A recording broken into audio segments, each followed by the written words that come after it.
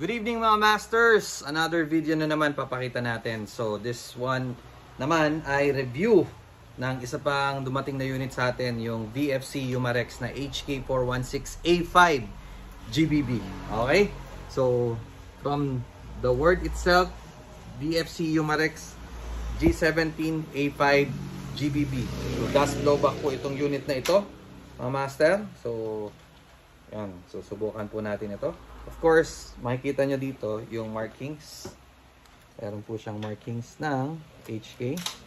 So, fully licensed by HK and Umarex, mga master. Okay? So, may nakalagay din dito, license, trademark, ayan. So, punong-puno ng markings, mga bossing. So, syempre, quad rails. Pwede kayong maglagay ng railing sa apat na sides nito. And full and semi-auto. So, subukan natin. Tingnan natin kung gaano kalakas, anong performance ito. So, kasa. Safety muna natin. And gamit tayo ng eye protection. Where is our eye pro? Tingnan natin kung ilang FPS. Let's see the performance.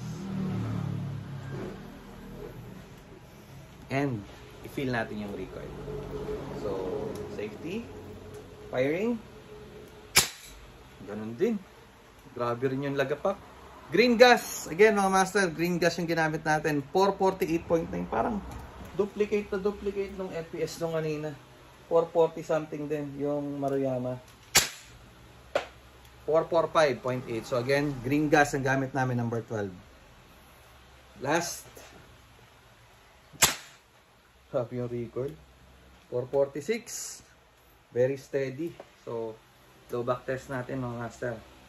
Tingnan nyo yung yung kaldag sa akin. Ito hindi na tayo gagamit yan. Sarap.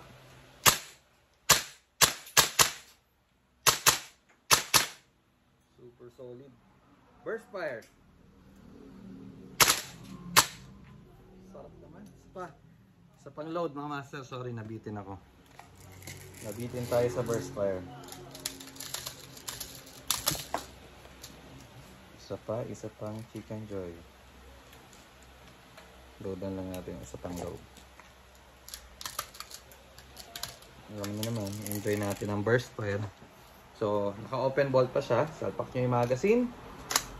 Siyempre, either kasa nyo ulit or release nyo yung bolt. Kasa na yan. So, burst fire ulit.